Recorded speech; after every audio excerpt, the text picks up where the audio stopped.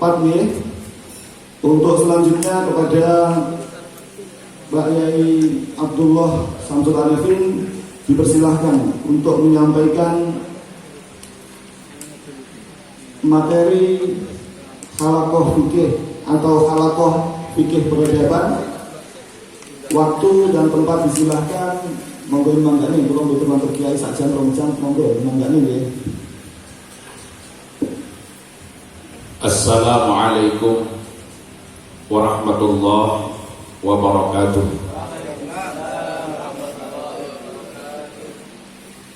Bismillah, alhamdulillah, assalatu wassalamu ala rasulillah Sayyidina wa maulana Muhammad ibn Abdullah wa ala alihi wa sahabatihi wa man tabi'a sunnatahu wa jama'atah min yawmina hadha ila yawmin nahdah. Amma ba'd. Yang sama-sama kita muliakan dan kita banggakan bersama Rais Syuriah, pengurus cabang Nahdlatul Ulama Kabupaten Trenggalek, Kiai Haji Mastur Ali Matta'anallah bituli hayati, beserta seluruh jajaran ruasa Syuriah dan jajaran pengurus Tanfidiyah PCNU Trenggalek, dari unsur-unsur ketua, sekretaris, bendahara, lembaga dan badan otonom, seluruh peserta halaqah fikih peradaban. Insya Allah kalau dihitung dengan kursinya genap 100 orang, dan itu ketentuannya. Kalau tidak ada berarti ada yang hadir secara ghaibi. Karena memang kalau mau dihitung yang offline ya kadang-kadang terpenuhi, kadang-kadang tidak. Tapi kalau dengan yang hadir secara online, insya Allah lebih dari yang ditentukan. Makanya para zumiyin, zumiyah yang ikut hadir melalui virtual, semuanya mudah-mudahan selalu dirahmati, diberkati oleh Allah Subhanahu wa Ta'ala. Alhamdulillah, pada pagi hari ini, udah pagi setengah siang, kita bisa silatul arham. Yang silatul arham hari ini dilaksanakan dengan silatul arwah wal ahsad. Mungkin sebelumnya lebih sering silatul arwah dunal ahsad karena situasi pandemi COVID-19. Tapi sekarang ada silatul arwah dan silatul ahsad. Harapannya dari sini nanti terjadi silatul afkar, konsolidasi ide, gagasan, dan pemikiran untuk memperkuat khidmah kita kepada Jam'iyah dan memperkuat khidmah Jam'iyah lil ummah.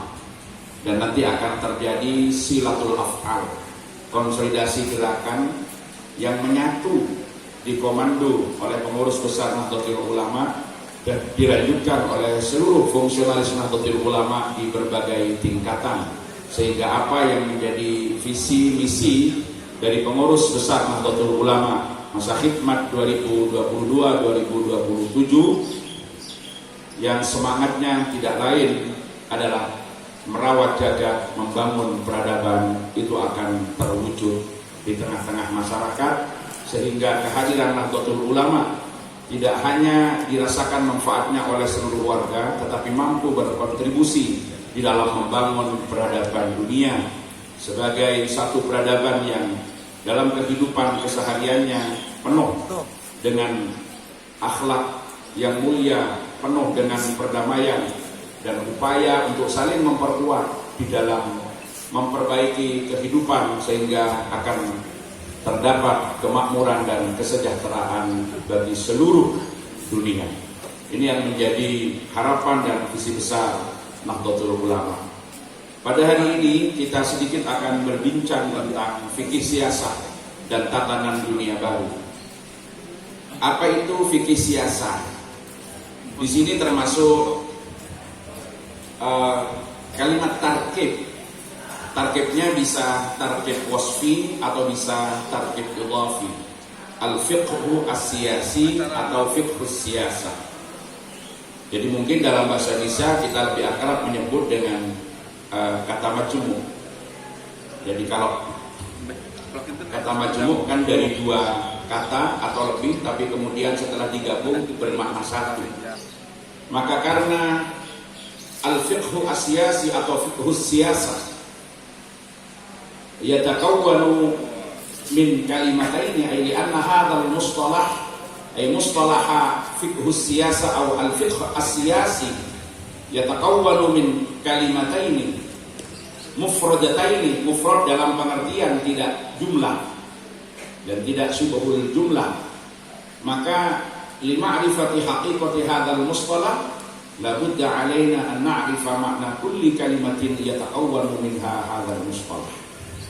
Maka terlebih dahulu harus diurai makna dari masing-masing kata yang membentuk terma fiqhu siyasa atau al-fiqhu asyasi. Karena ini dua kata yang dijadikan satu, maka untuk mendapatkan pengertian yang utuh dari al-fiqhu asyasi atau fiqhu siyasa, maka terlebih dahulu kita harus memahami makna dari masing-masing kata yang membentuk terma fiqhu siyasa. Pertama di sini ada kata fiqh. Ya, fikih pengertiannya tidak lain adalah al-faham al-qawi.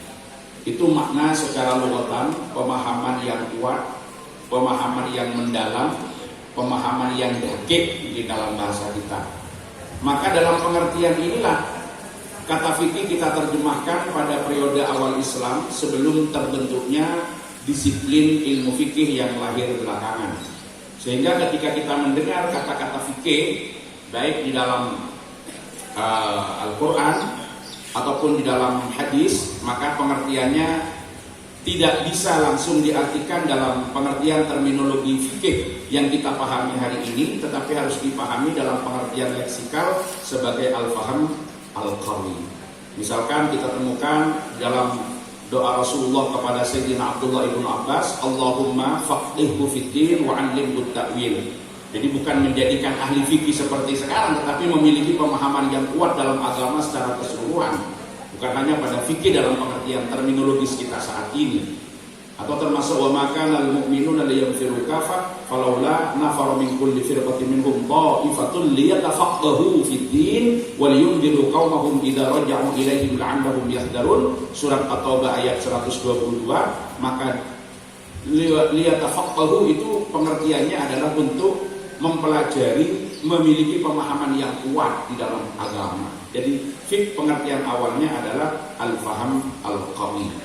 Dalam konteks itulah kata fikih kita terjemahkan di awal-awal periode Islam sebelum lahirnya ilmu fikih. Fikih sebagai sebuah disiplin ilmu. Adapun pengertian fikih secara istilah dalam hari ini kita terjemahkan, fikih biasanya diartikan dengan al-ilmu bil ahkam syar'iyyati al-amaliyati al-muktasab min adillatiha at-tafsiliyah allati tariquha al-ijtihad. Bisa dalam pengertian secara proses bahwa fikih itu adalah al-ilmu bil ahkam syar'iyyah, pengetahuan tentang hukum-hukum syara' yang praksis yang digali dari dalil-dalilnya secara terperinci dengan menggunakan metode ijtihad. Atau fikih kita artikan sebagai suatu produk. Jadi bisa dalam proses, bisa dalam pengertian produk.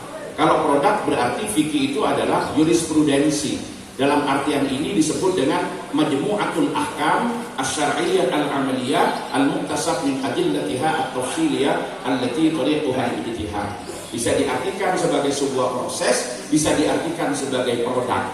Produk itu juga bisa disebut dengan fikih.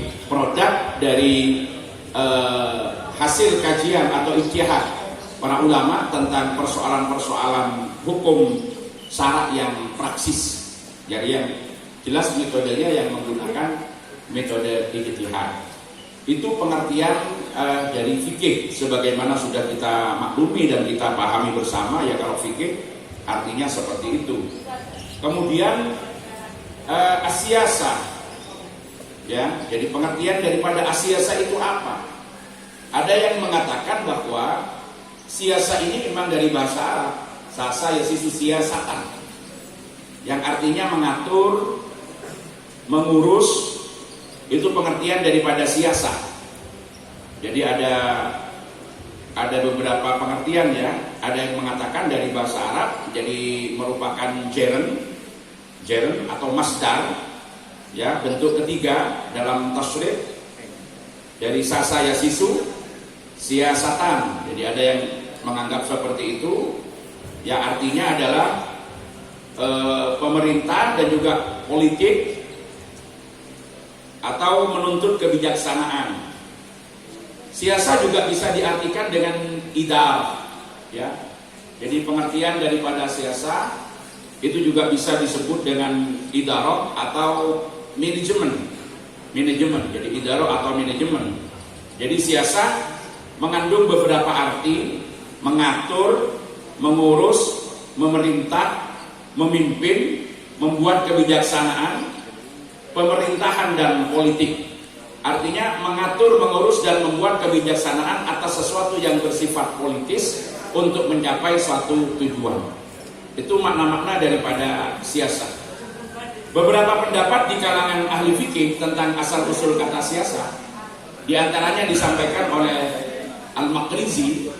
Beliau mengatakan bahwa kata siasat berasal dari bahasa Mongol, jadi bukan berasal dari bahasa Arab. Dari bahasa Mongol, yakni dari kata yasah yang mendapat imbuhan sin berbaris kasrah di awalnya sehingga dibaca siasah. Pendapat tersebut didasarkan pada sebuah kitab undang-undang milik Genghis Khan yang berjudul Ilyasa, yang berisi panduan pengelolaan negara dan berbagai bentuk hukuman berat bagi pelaku tindak pidana tertentu. Kemudian Ibnu Talibir mengatakan bahwa siasat berasal dari campuran dari 3 bahasa, yakni ada bahasa Persia, ada bahasa Turki dan bahasa Mongol. Jadi partikel si dalam Persia berarti 30, sementara yasa dalam bahasa Turki dan Mongol berarti larangan, dan karena itu ia dapat juga dimaknai sebagai hukuman atau aturan. Kemudian Ibnu Mandur di dalam Lisanul Arab, Ibnu Mandur dalam Lisanul Arab menyatakan kalau siasat berasal dari bahasa Arab. Tadi sedikit sudah saya singgung, yaitu bentuk dari tasrifan kata sasa ya susu siasatan. Ini kalau menurut Ibnu Mandur dalam Lisanul Arab, yang artinya mengatur, memelihara atau melatih binatang, khususnya kuda peruntukannya. Maka secara terminologis, siasah dalam Lisanul Arab oleh Ibnu Mandur itu disebutkan mengatur atau memimpin sesuatu dengan cara membawa kepada kemaslahatan. Kemudian di dalam Kamus Al-Mujib, siasah adalah membuat kemaslahatan manusia dengan membimbing mereka ke jalan yang menyelamatkan. Siasah ini adalah ilmu pemerintahan untuk mengendalikan tugas dalam negeri dan luar negeri, yaitu politik dalam dan luar negeri serta kemasyarakatan, yakni mengatur kehidupan umum atas dasar keadilan dan keistiqamahan. Asy-Syaikh Abdul Wahab Khalaf, ahli usul fiqh, mendefinisikan siasah sebagai undang-undang yang diletakkan untuk memelihara ketertiban dan kemaslahatan serta mengatur keadaan. Maka dengan demikian, fikih siasah dikenal pula dengan istilah siasah syar'iyyah. Jadi juga disebut dengan siasah syar'iyyah. Secara istilah memiliki beberapa pengertian. Di antaranya Imam Al-Bujairimi menyebutkan bahwa pengertian daripada fiqh siasah adalah memperbaiki permasalahan rakyat dan mengatur mereka dengan cara memerintah mereka untuk mereka dengan sebab ketaatan mereka terhadap pemerintah. Kemudian Kementerian Wakaf Kuwait itu mendefinisikan bahwa siasah syariah adalah memperbaiki kehidupan manusia dengan menunjukkan pada mereka pada jalan yang dapat menyelamatkan mereka pada waktu sekarang dan akan datang serta mengatur kemaslahatan mereka. Imam Ibnu Abidin menyatakan bahwa kemaslahatan untuk manusia dengan menunjukkannya kepada jalan yang menyelamatkan baik di dunia maupun di akhirat. Siasah berasal dari Nabi baik secara khusus maupun secara umum, baik siasah secara lahir maupun batin. Segi lahir siasah berasal dari para sultan atau dari pemerintah, bukan lainnya. Sedangkan secara batin, siasah berasal dari ulama sebagai pewaris Nabi bukan daripada pemegang kekuasaan. Jadi secara lahir siasa itu diambil daripada keputusan-keputusan atau kebijaksanaan yang diambil oleh para sultan di dalam mengatur rakyatnya, membawa kepada kemaslahatan. Tetapi siasat dalam pengertian secara batiniyah ini bukan dari sultan, tetapi dari para ulama sebagai warasatul anbiya. Al-ulama'u warasatul anbiya akrim bihim warisan aw mawrusan wa innal anbiya lam yuwarrisu dinaran wala dirhaman walakin yuwarrisu ilman faman akhadahu faqad akhadha bihadhin wafirin. Kemudian Ahmad Fathi itu menyampaikan bahwa fikih siasa adalah pengurusan kemaslahatan umat manusia sesuai dengan ketentuan syarat. Ibnu Aqil dikutip dari pendapat Ibnu Al-Qayyim mengatakan bahwa fikih siasa adalah perbuatan yang membawa manusia lebih dekat pada kemaslahatan atau kesejahteraan dan lebih jauh atau untuk menghindari mafsadah, keburukan atau kemerosotan meskipun Rasul tidak menetapkannya dan wahyu tidak membimbingnya. Jadi ada hal-hal yang juga harus sejalan dengan apa yang disampaikan dalam satu kaidah an-nusus asy-syar'iyyah mutanahiyah wal waqa'i' ghairu mutanahiyah. Jadi tek-tek keagamaan itu sesuatu yang sangat terbatas, sementara realitas kehidupan umat ini berkembang dan tidak terbatas. Maka dengan demikian hal-hal yang merupakan ikhtiar untuk mengatur kehidupan umat, untuk membawa kepada kemaslahatan sesuai dengan konteks dan keberadaannya masing-masing, maka itu juga masuk dalam pengertian fikih siasat. Artinya membuat suatu aturan untuk membawa kepada kesejahteraan dan kemaslahatan kehidupan umat di dunia dan keselamatan di akhirat, walaupun tidak dibicarakan oleh wahyu, tidak ditemukan di dalam nas. Nah, ini yang masuk kepada majal-majal ijtihad tentang masalah pengaturan-pengaturan tata kelola kehidupan untuk mencapai kepada kesejahteraan, kemakmuran, kebaikan kehidupan di dunia. Dengan demikian maka pengertian fikih dalam perspektif yang lain, kalau selama ini sering diartikan dalam pengertian yang tadi sudah saya sampaikan, bahwa fikih itu adalah al-ilmu bil ahkam syar'iyyatil amaliyah al-mukhtasar allati at-tafsili allati tariquha al-ijtihad, maka pengertian dari sisi lain fikih juga bisa diartikan dengan hasilatut tafa'ul bainan nusus wal waqa'i'. Jadi fikih itu adalah produk dialog antara tek-tek keagamaan dengan realitas empiris yang terjadi di masyarakat. Bagaimana tek keagamaan itu kemudian diartikulasikan dan diterapkan sesuai dengan konteks yang ada. Maka hasilatul tafa'ul, produk dialog antara nusus dengan waqa'i', itu juga bisa disebut dengan fikih. Jadi tidak sebatas kepada definisi-definisi yang terbatas seperti yang tadi saya gambarkan. Maka dalam pengertian seperti ini, tatawurul hukmi itu akan tetap menjadi satu basis kemaslahatan yang juga akan menjadi pedoman bahwa al-hukmu yataghayyaru bi taghayyuril azminati wal ahwali wal amkan, atau taghayyurul hukmi bi taghayyuril azminati wal ahwali wal amkan. Itu tidak bisa dielakkan, karena bagaimanapun apa yang telah dihasilkan oleh para ulama itu adalah sebuah proses dialog antara nusus syariah dengan realitas yang ada pada saat itu. Dengan demikian ini sifatnya dinamis dan tidak boleh statis, harus terus dilakukan pengembangan pemahaman walaupun nas tidak berbicara terhadap persoalan-persoalan tersebut.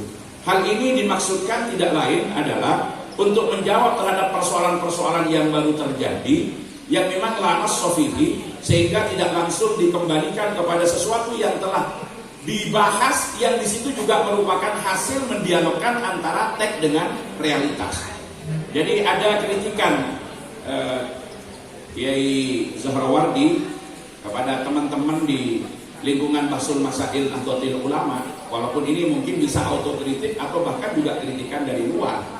Seringnya teman-teman itu melakukan yang walaupun bahasanya sudah diperhalus, kias tetapi kan farak ke farak, walaupun sekarang sering disebut dengan ilhaqul masail binadha'iriha. Jadi ketika ada sesuatu yang sekarang terjadi dan belum ditemukan nas, maka dikembalikan kepada sesuatu yang juga merupakan hasil mendialogkan nas dengan realitas.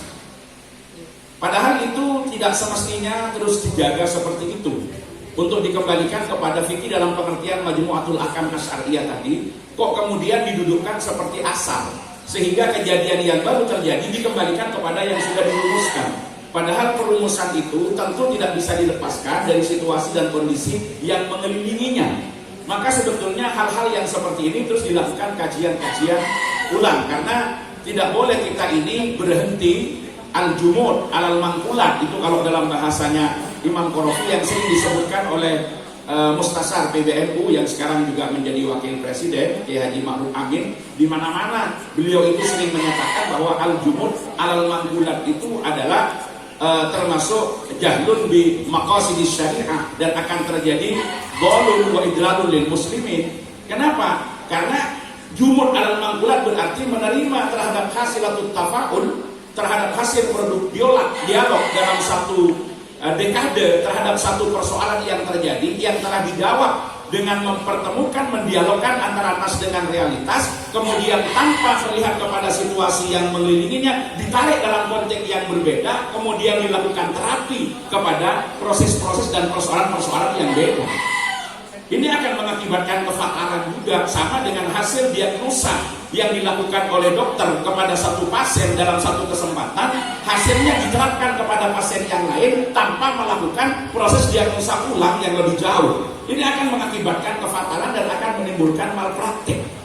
Karena memang setting itu kadang-kadang lepas gitu loh. Ini kan kebiasaan teman-teman yang kadang-kadang sudah tidak mau lagi melakukan proses bermadhab secara manhaji, tetapi berkutat pada bermadhab kauli yang memang semata-mata itu hanya berpaku kepada ibarat. Ketika tidak ditemukan ibarat, itu kemudian menjadikan persoalan tidak mau dibahas, padahal ibarat itu, takbir-takbir itu muncul dari hasil proses pergumulan antara teks dengan realitas yang dilakukan oleh para ulama pada satu dekade. Maka disitulah kemudian akan menjadi problem ketika ditarik pada satu waktu dan tempat yang berbeda tanpa melihat terhadap anasir-anasir yang dijadikan pegangan di dalam melakukan proses istinbatul ahkam asyariyah minal adillah itu. Maka disinilah kemudian fikih siasa dalam pengertian harus mengatur, mengelola kemaslahatan umat dalam konteks hubungannya dengan kekuasaan. Maka di situ harus terus dilakukan sebuah kajian-kajian yang tiada henti semata-mata untuk mendapatkan kemaslahatan kehidupan umat, walaupun teks tidak berbicara, nas tidak kita temukan, tapi itu harus dilakukan oleh para ahlinya. Itu akan masuk di dalam konteks ini. Kemudian Abdurrahman At-Taj di dalam kitabnya Siasah Syariah ini namanya Abdurrahman Tajul Urus. Saya pernah bersama beliau ini kurang lebih sekitar setengah bulan di Islamabad di Pakistan dalam kajian-kajian keislaman. Memang pada waktu itu yang diangkat temanya adalah Himayatul Dhahayal Huruf fi Syariah Al-Islamiyah wal Qanun Ad-Duwali Al-Insani bersama Syekh Wahab Az-Zuhaili, kemudian Syekh Yusuf Qaradawi dalam halaqah fikih internasional di Islamabad. Kebetulan saya berkesempatan mewakili Indonesia pada waktu itu. Beliau Abdurrahman Tajul Urus ini banyak bukunya dan saya banyak diberi bukunya langsung.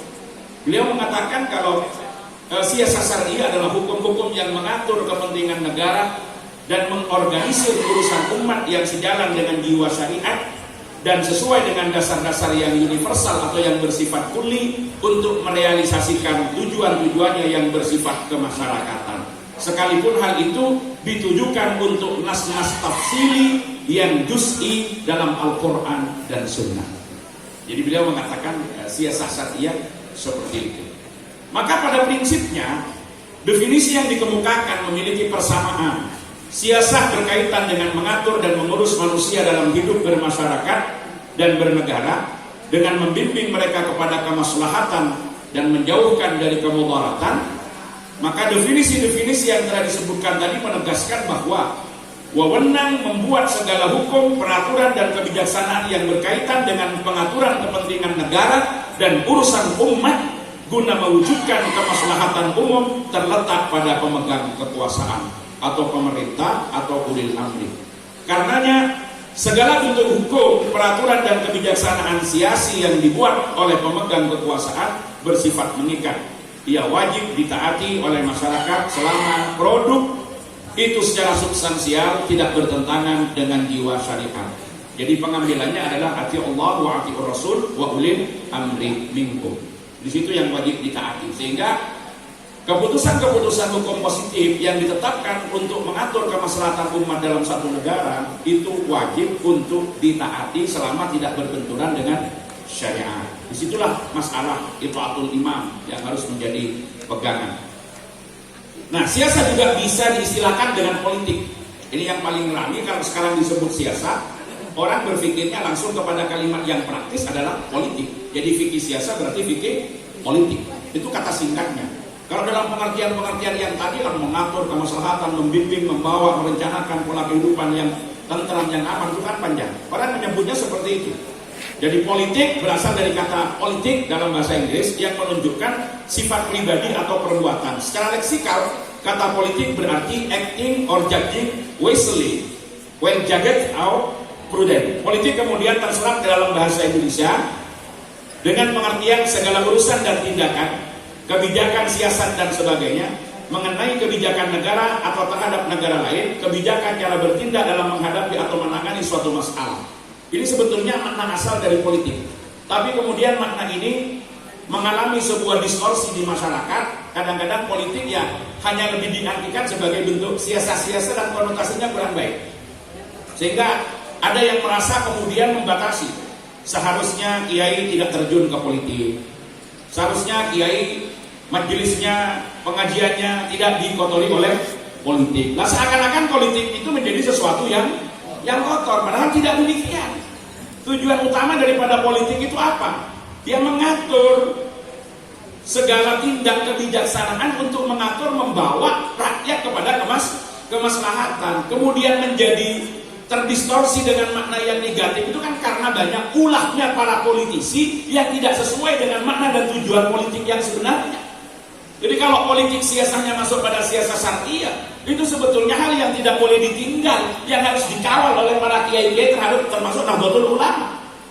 Sehingga sekarang banyak seruan, udah boleh ikut cawe-cawe politik. Lah ini politik yang mana? Itu karena terjadi distorsi daripada makna politik yang telah lari dari makna asalnya. Padahal makna asalnya politik itu adalah pengaturan kehidupan rakyat, kehidupan umat untuk dibawa kepada kemaslahatan. Itu makna asalnya. Tapi ya distorsi sekarang kalau ngomong politik itu seakan-akan menjadi tabu.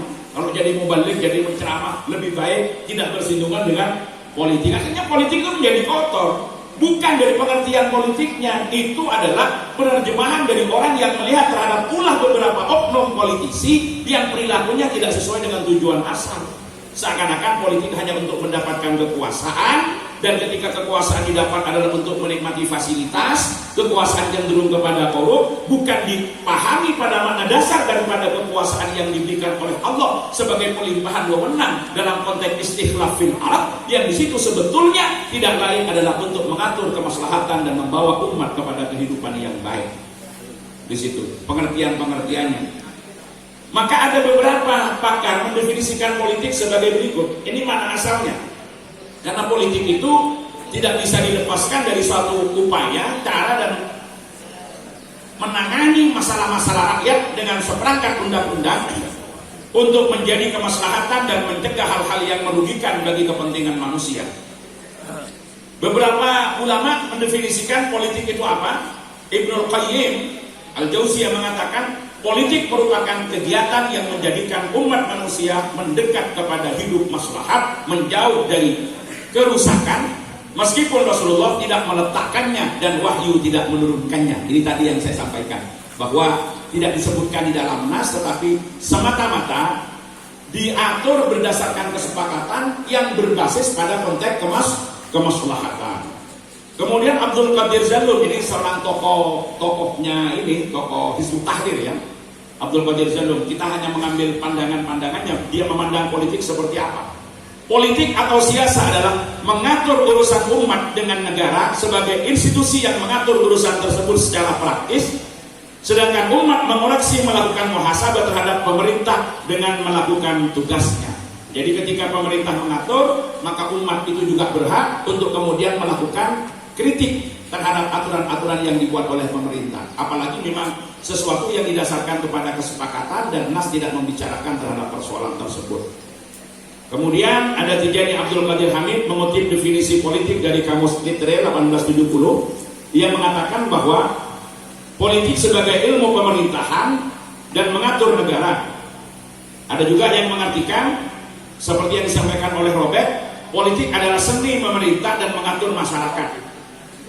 Nah, ini definisi-definisi yang disampaikan oleh para pakar, termasuk Deliar Noor mendefinisikan politik sebagai segala aktivitas atau sikap yang berhubungan dengan kekuasaan dan yang bermaksud untuk mempengaruhi dengan jalan mengubah atau mempertahankan sesuatu yang baik dalam suatu sistem yang terjadi di masyarakat.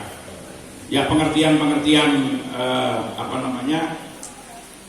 politik yang berkembang di dalam pandangan-pandangan para pakar. Para pemikir dan ilmuwan politik tidak sepakat tentang terminologi politik, artinya nggak ada kata sepakat tentang itu. Oleh karenanya digunakanlah pengertian politik dengan pendekatan holistik. Hasilnya ditemukan secara parsial dan implisit pada 3 unsur pokok. Jadi ketika bicara politik berarti pengertiannya ini. Yang pertama, sebagai lembaga yang menjalankan aktivitas pemerintahan. Jadi politik itu atau siasat diartikan sebagai lembaganya, lembaga yang menjalankan pemerintahan. Kemudian yang kedua, diartikan sebagai masyarakat, sebagai pihak yang berkepentingan. Ini unsur-unsur yang harus melekat. Dan yang ketiga, kebijaksanaan dan hukum-hukum yang menjadi sarana pengetahuan dan masyarakat serta cita-cita yang hendak dicapai.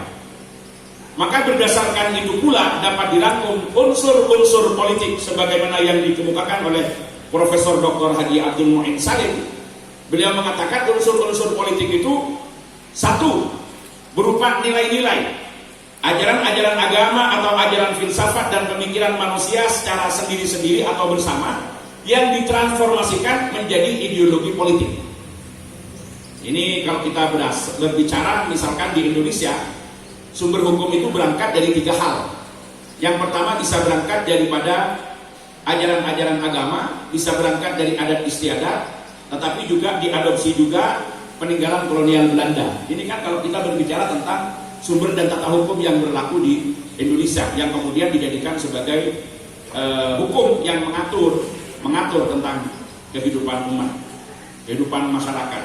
Kemudian ideologi politik yang pada satu sisi merupakan pedoman dan kriteria pembuatan aturan hukum, pengambilan kebijaksanaan politik dan penilaian terhadap aktivitas politik, maka pada sisi lain mengungkapkan tujuan-tujuan politik yang hendak dicapai. Kemudian politik juga bisa diterjemahkan sebagai nilai-nilainya konstitusi yang berfungsi sebagai hukum dasar dan dasar keberadaan atau struktur dan fungsional sistem politik dan negara-negara yang bersangkutan. Kemudian yang keempat, aktivitas politik yang dapat disimpulkan dalam berbagai fungsi-fungsi politik. Yang kelima, subjek politik sebagai penyelenggara aktivitas politik dan yang terdiri dari lembaga-lembaga pemerintahan dan masyarakat. Ini nilai-nilai yang harus ada di dalam politik. Kemudian objek kajian daripada fikih siasa ini apa saja? Maudhu. Jadi ketika kita ingin mengkaji tentang satu hal, maka jangan lupa pertama adalah takrif, yang kedua adalah maudhu, kemudian yang ketiga juga aspek metodologi. Ini juga yang harus dipahami dalam kajian terhadap satu objek. Apa saja maudhu atau objek kajian daripada fikih siasa? Kalau menurut Al-Imam Al-Mawardi, ini penulis Al-Ahkam As-Sultaniyah, Al-Imam Al-Mawardi, ya. Kemudian juga beliau menulis Adabud Dunya wad Din. Al-Imam Al-Mawardi juga banyak membicarakan masalah-masalah politik kenegaraan. Al-Mawardi menyampaikan bahwa objek kajian daripada fikih siasa mencakup kebijaksanaan pemerintah tentang peraturan perundang-undangan yang kita kenal dengan siasat dusturiyah. Kemudian ekonomi dan moneter yang dikenal dengan siasat maliyah. Kemudian peradilan yang dikenal dengan siasat qadhaiyah. Kemudian hukum perang yang dikenal dengan siasat harbiyah, dan administrasi negara yang dikenal dengan siasat idariyah. Ini objek-objek kajian daripada fikih siasat. Kalau Ibnu Taimiyah menyampaikan objek kajian fikih siasat ada 4. Pertama, peradilan, administrasi negara, moneter, dan hubungan internasional. Hasbi As-Siddiqi, seorang pemikir dari Indonesia, ya, beliau juga termasuk peletak dasar-dasar kajian di perguruan tinggi Islam yang tersebar di Indonesia, bersama dengan Pak Harun Nasution pada waktu itu. Beliau menyampaikan bahwa objek kajian fikih siasat terbagi menjadi 8. Apa saja? Hampir sama dengan tadi yang disampaikan oleh Al-Mawardi.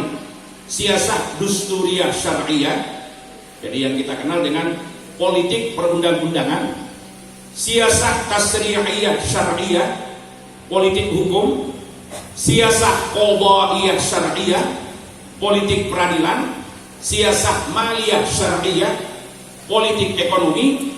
Siasat idariyah syar'iyah, politik administrasi. Siasat dauliyah syar'iyah, politik hubungan internasional. Siasat tanfidiyah syar'iyah, politik pelaksanaan perundang-undangan. Dan siasat harbiyah syar'iyah, politik peperangan.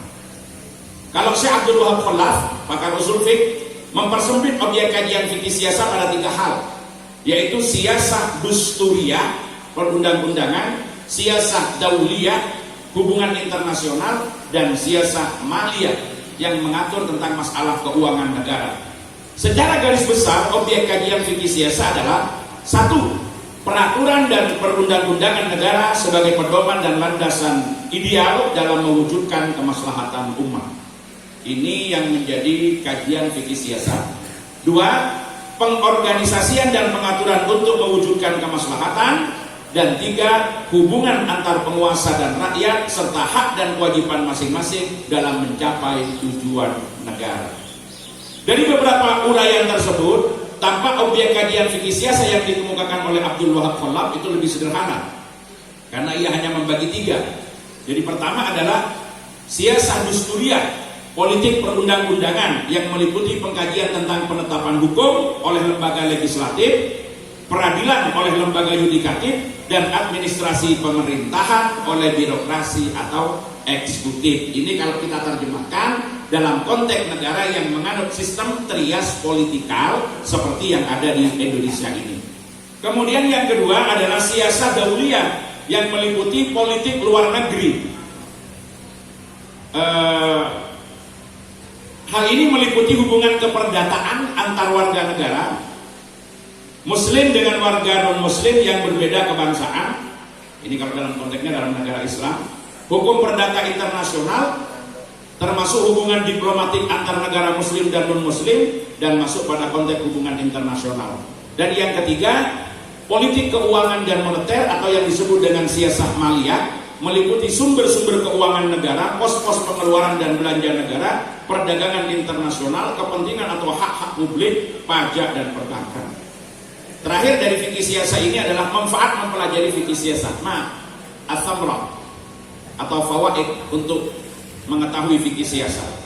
Manfaat mempelajari fikih siasat agar yang mempelajari fikih siasat dapat memahami bagaimana menciptakan sebuah sistem pengaturan negara yang islami, dan dapat menjelaskan bahwa Islam menghendaki terciptanya sebuah sistem politik yang adil guna merealisasikan kemaslahatan umat. Jadi saya ulang, agar mengetahui dalam pengaturan sebuah sistem negara yang islami, bukan negara Islam. Maksudnya nizamnya yang berbasis kepada spirit daripada ajaran-ajaran Islam. Karena harus dibedakan.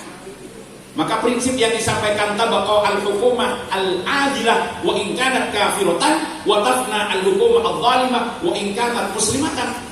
Negara yang berbasis pada keadilan, menjunjung tinggi hak-hak sipil daripada seluruh warga negara, memandang semuanya dalam persamaan di dalam hukum, kemudian berupaya untuk membawa kepada keadilan, kemakmuran dan kesejahteraan, maka itu yang harus didukung dan tetap ditegakkan. Wa in kanat kafiratan, maksudnya nomenklatur daripada negara itu tidak menggunakan nama-nama keislaman. Jadi tidak khilafah, tidak imarah, karena yang saya sebut tadi adalah sistem negara yang islami, bukan negara Islam. Itu harus dibedakan.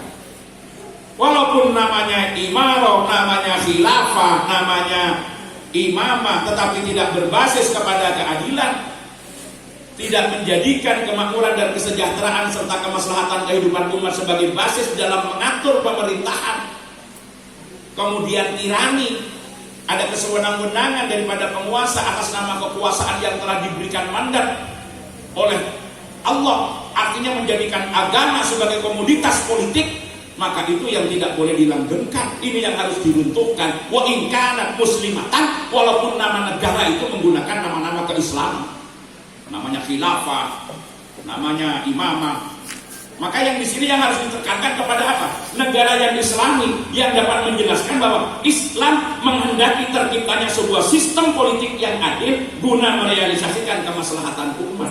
Jadi yang diatur itu sistemnya, bukan namanya. Sistemnya, bukan namanya. Artinya lebih kepada substansinya, bukan kepada wadahnya dan sekedar aspek formalismenya saja. Ya, intinya kalau dalam bahasa Gus Dur itu, jangan kita ini terpancing dengan masalah warnanya hutan, yang paling penting isinya hutan. Jadi kalau warnanya menarik, ada renda-rendanya, kalau isinya lembek itu kan kurang baik gitu.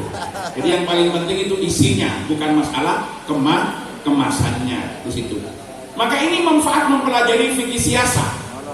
Manfaat mempelajari fikih siasat, setiap orang yang mempelajarinya dapat memperoleh pengetahuan yang memadai tentang politik Islam, sehingga dapat memahami bagaimana menyikapi dinamika kehidupan dan bagaimana cara memenuhi kebutuhan hidup sesuai tatanan yang islami, serta mampu merealisasikan kemaslahatan bersama-sama dalam kehidupan. Nah, dasar daripada fikih siasat ini tidak lain adalah Al-Baqarah 30. Dasarnya di sana. Wa idza qala rabbuka lil malaikati inni ja'ilun fil ardi khalifah qalu ataj'alu fiha man yufsidu fiha wa yasfiku dima wa nahnu nusabbihu bihamdika wa nuqaddisu lak qala inni a'lamu ma la ta'lamun. Nah, ini yang menjadi dasar daripada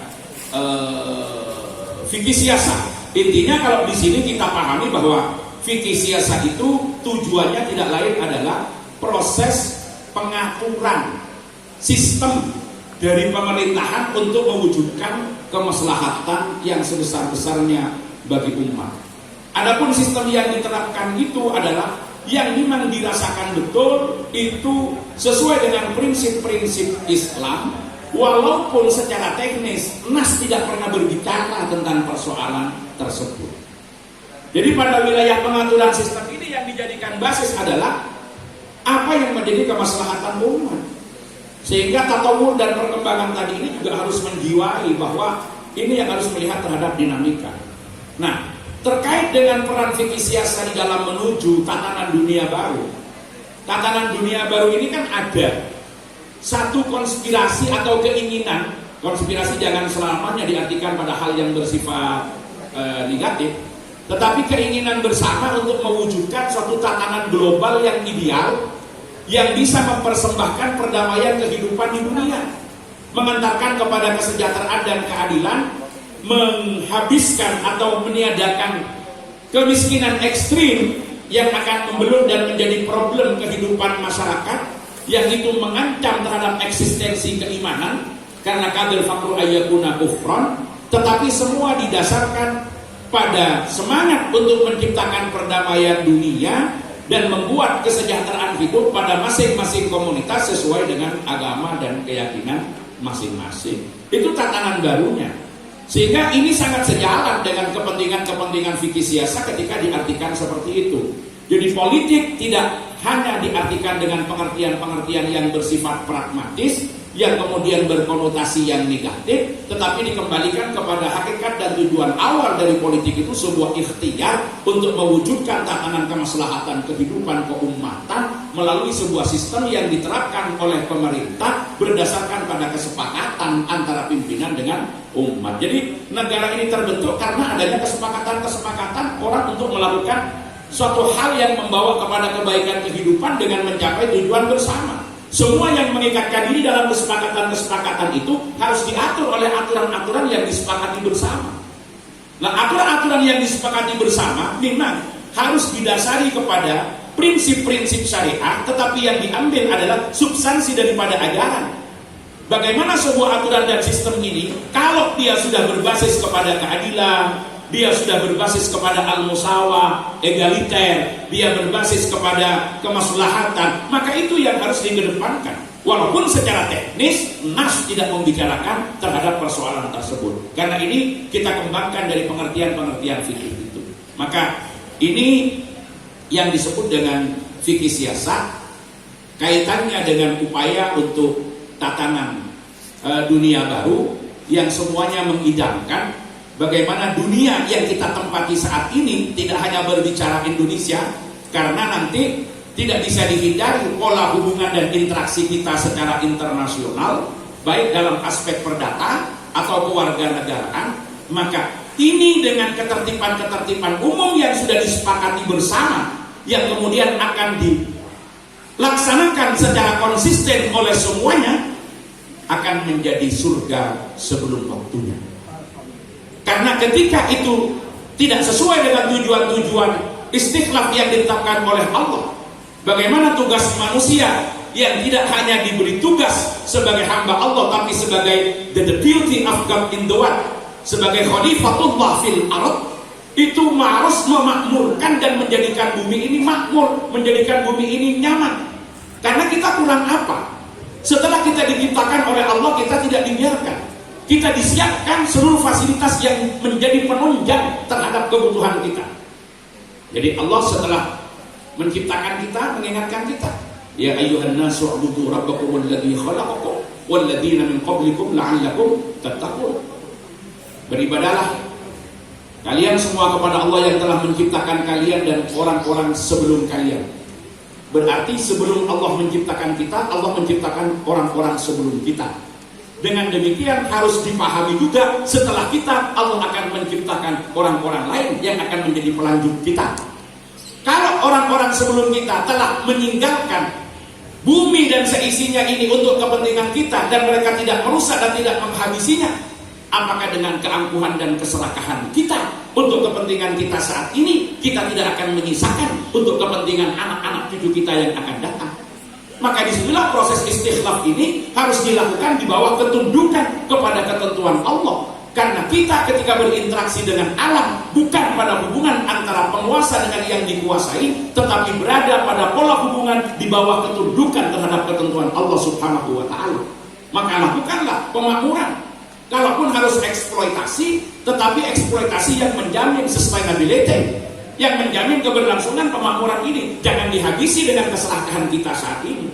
Kita harus ingat Allah yang menyiapkan semuanya. Alladzi ja'ala lakumul arda firasha was samaa binaa wa anzala minas samai ma'a fa akhraja bihi minas thamarat rizqan lakum. Kurang apa kita? Semuanya sudah disiapkan oleh Allah. Allah menjadikan bumi sebagai hamparan.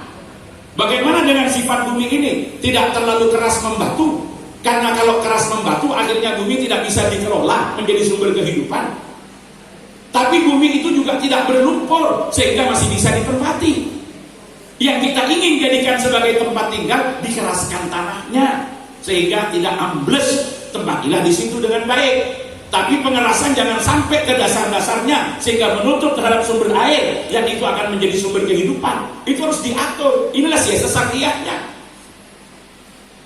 Bumi tidak terlalu keras membatu sehingga masih bisa dikelola, tapi tidak berlumpur sehingga bisa ditempati. Ini mohon maaf, Gus Zahra, kalau dalam bahasa Madura namanya cak-lecak kumul ini. Ini cak-lecak kumul ya, bumi ini cak-lecak kumul. Ini anugerah yang luar biasa yang diberikan oleh Allah. Kalau bumi ini membatu, apa yang bisa kita lakukan dengan bumi? Tapi kalau bumi ini berlumpur, kita mau tinggal di mana? Inilah kekuasaan Allah. Tetapi bagaimana bumi ini dikelola? Allah tidak hanya menjadikan bumi sebagai hamparan. Alladzi ja'alakumul arda firasha was samaa'a binaa. Langit dijadikan sebagai atap. Dan atap di langit ini tidak perlu ada tiang-tiang. Bayangkan kalau langit ini harus disangga dengan tiang-tiang, betapa ribetnya kehidupan kita. Gak ada tiangnya, tapi kan gak ada ceritanya langit jatuh walaupun tanpa tiang.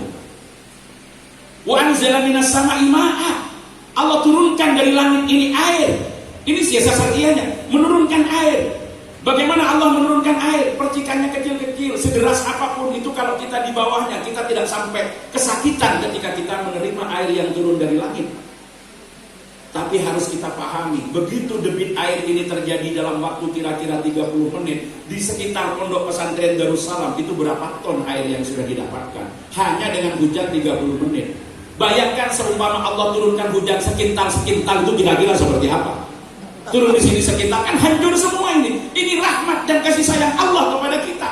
memberikan semuanya sudah menjadi modal yang baik, diberikan suatu potensi yang baik, maka tugas kita apa? Mengelola dengan baik agar semua dipersembahkan untuk kemaslahatan dan kesejahteraan kehidupan umat. Inilah siasat syariahnya. Bagaimana kita melakukan pengelolaan, tidak boleh semaunya sendiri, tapi harus dibangun di bawah ketertundukan kepada kehendak Allah Subhanahu wa taala, sehingga terciptalah tatanan kehidupan yang berperadaban di mana manusia dimuliakan karena sosok kemanusiaannya sebagai hamba Allah yang paling sempurna dan paling baik yang diciptakan oleh Allah dengan ahsana taqwim. Maka kita tidak boleh sedikit pun mengambil pada sisi-sisi kehormatan kemanusiaan untuk kemudian kita perlakukan semau dan seenak kita.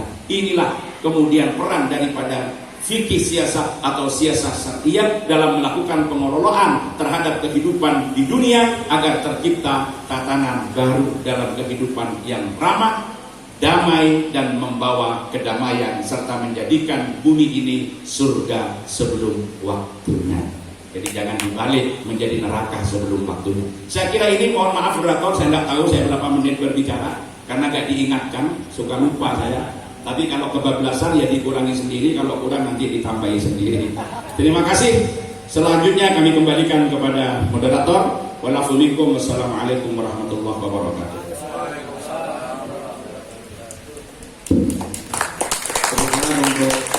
Untuk alhamdulillah penyampaian yang luar biasa. Paham nggih? Ya, boten usah kula ulangi. Pun jelas, mungkin kalau perjelas tambah ora jelas. Kalau ora jelas. Dokter ki yo ngono kuwi lho, dokter channel jelas, kalau jelas tambah boten jelas. Untuk selanjutnya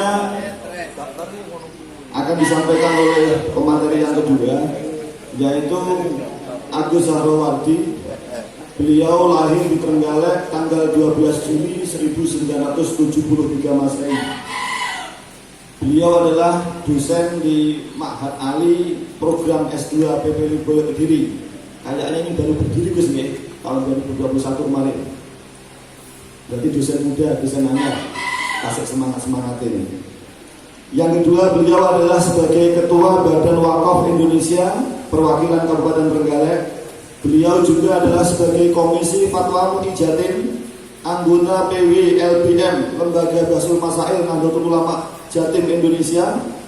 Beliau juga sebagai pentaskah karya ilmiah dan pembukuan hasil BMPP Lirboyo.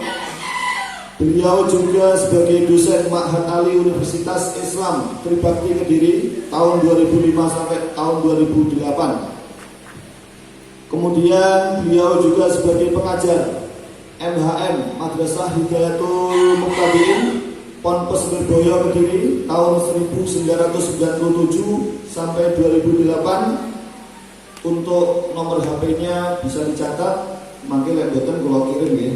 0852 3692 1275. Demikian profil dari pemateri yang kedua, Gus Zahro, yang merupakan putra Rois Suriah PCN Trenggalek, Yai Mastur Ali, sekaligus juga pengasuh Pondok Pesantren Darussalam Trenggalek.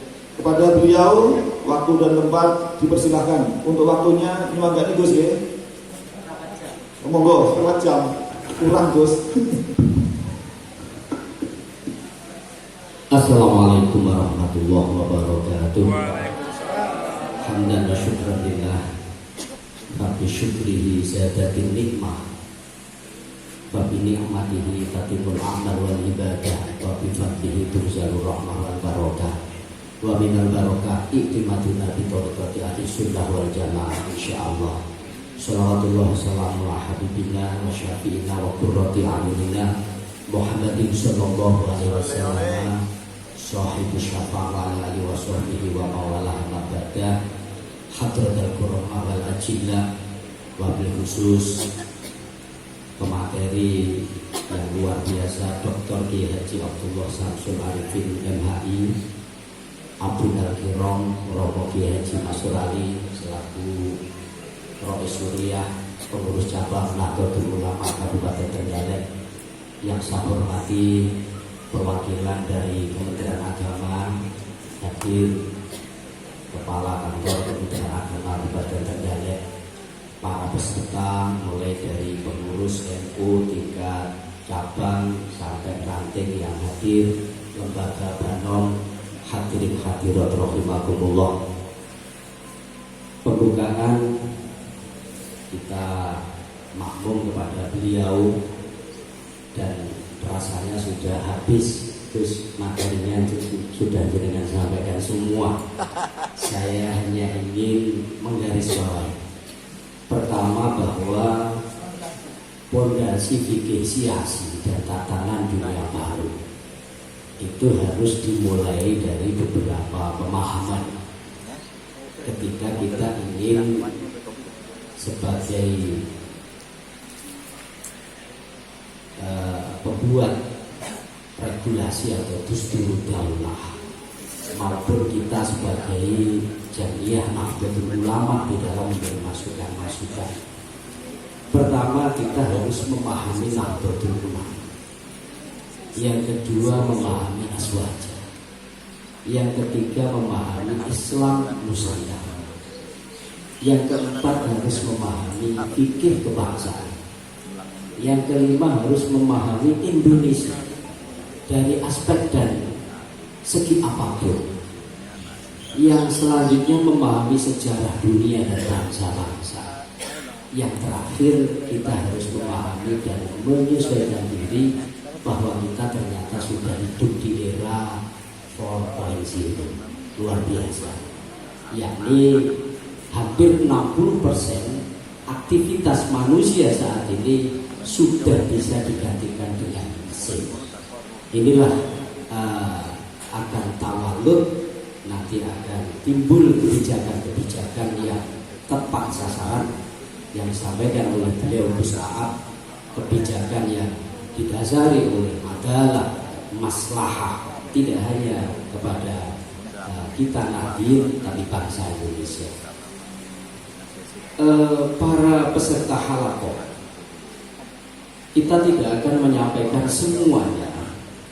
Kita hanya akan meruntut bahwa halakoh fikih peradaban atau fikul hadroh itu bermula dari program kepengurusan Nahdlatul Ulama di 3 periode yang lalu. Kita tidak menyangka di era tahun 2000 sampai 2016 Indonesia dikacaukan dengan berbagai macam peristiwa radikalisme. Mulai bom Bali 1, bom Bali 2, kemudian bom serentak di malam Natal. Yang terakhir kita juga menyaksikan ada bom yang sempat diledakkan di gedung Sarinah Jalan Haji Tamrin pada saat itu. Kemudian banyak sekali kaum sebelah yang kemudian kita sebut dengan haluan kanan. Ini nampaknya akan menanamkan Arabisasi di Indonesia. Jadi yang seharusnya adalah Islamisasi tapi Arabisasi. Sehingga bahkan baju yang kita kenakan ini tidak syar'i, telepon dan undi-undi yang kita cinta ini juga bukan makanan syar'i. Luar biasa. Oleh sebab itu muncullah kemudian istilah Islam Nusantara. Ketika saya mengisi di Nahdlatul Ulama Malaysia tahun 2019, di sana disebut Pertubuhan Nahdlatul Ulama Malaysia. Dalam halaqah ini saya ditanya, mal Islam Nusantara alladzi daraja Nahdlatul Ulama. Apa itu Islam Nusantara yang dipopulerkan oleh Nahdlatul Ulama? Saya jawab, huwa laisa madhhaban jadidan.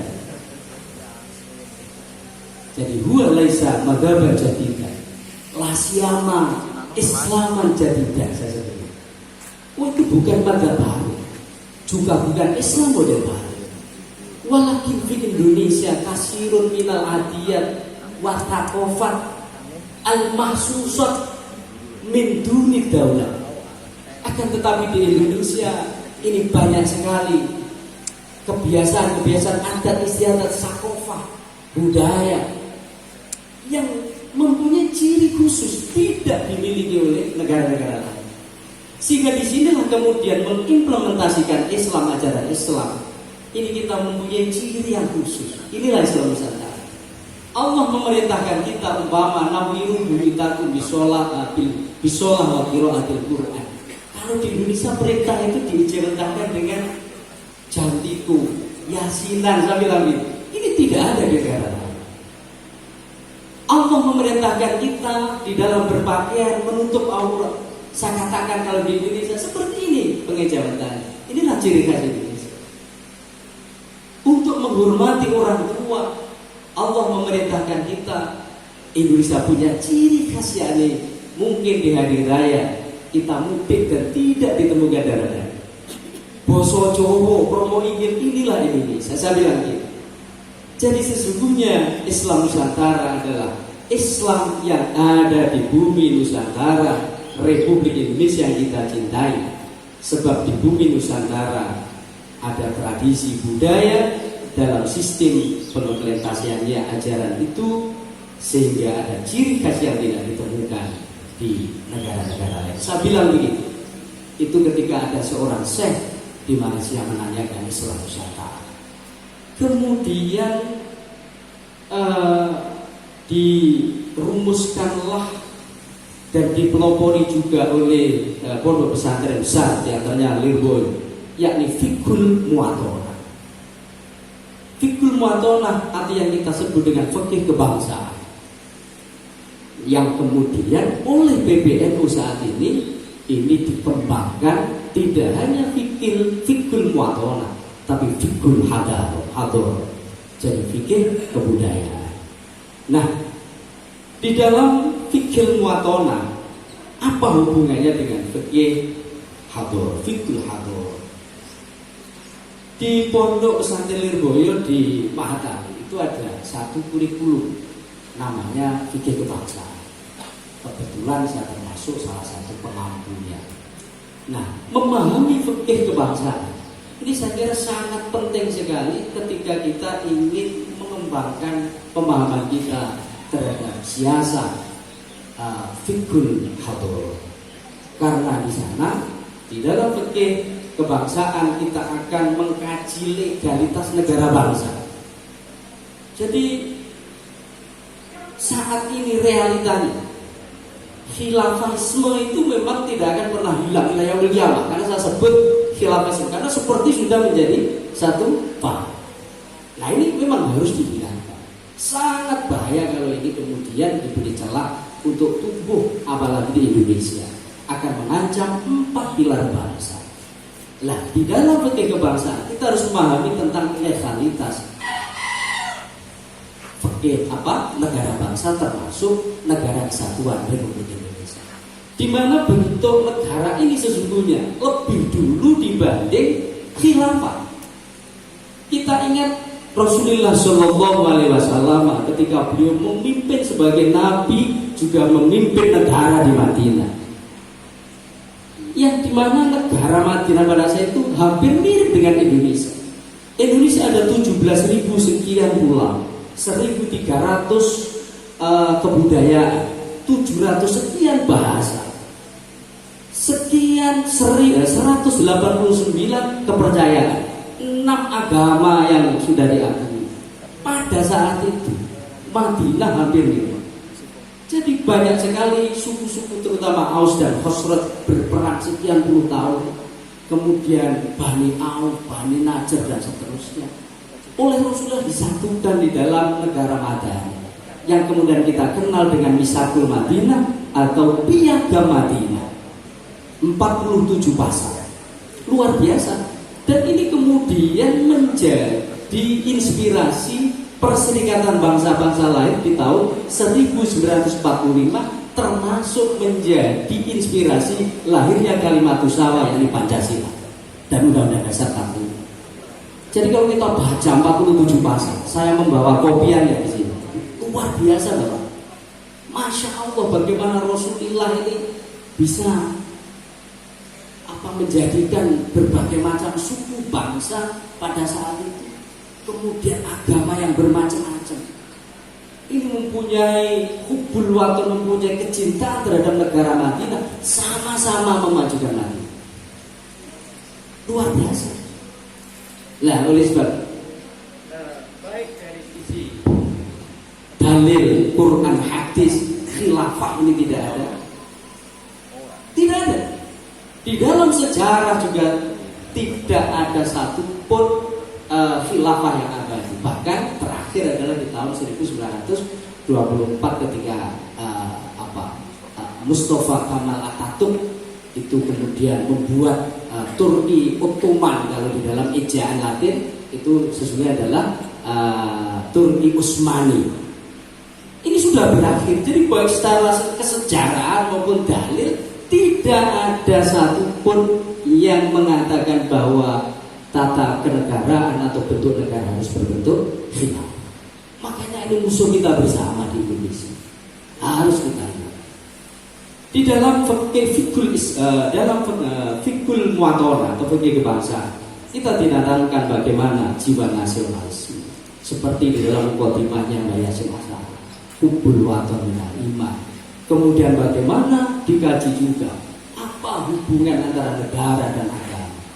Alaqah baina din wa daulah. Seperti apa? Dan ini sesungguhnya di kitab-kitab turas kita itu sudah ada begitu. Bagaimana Imam Ghazali kemudian menyatakan bahwa wal mulk wad din tawamani.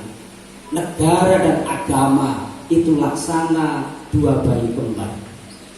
Adil aslun wal wasultan harisun wa mala aslal fa mahdumun wa mala harisal fa fadoibun. Jadi agama ini adalah pokok atau dasar, sementara negara itu adalah sebagai penjaga. Sesuatu yang tidak punya pondasi maka dia akan hancur, akan runtuh. Sementara agama tidak ada yang menjaga, maka dia akan tersia-sia. Itu ada di dalam kitab Ihya.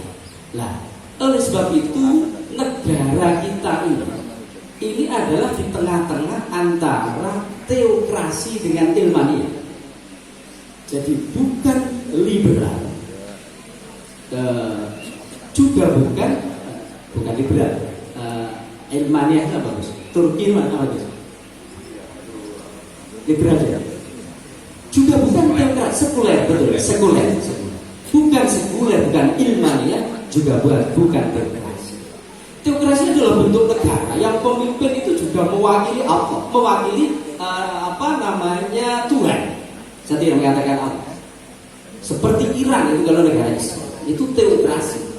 Maka pemimpin ini di samping pemimpin pemerintah negara juga dia memposisikan wakil dari Tuhan.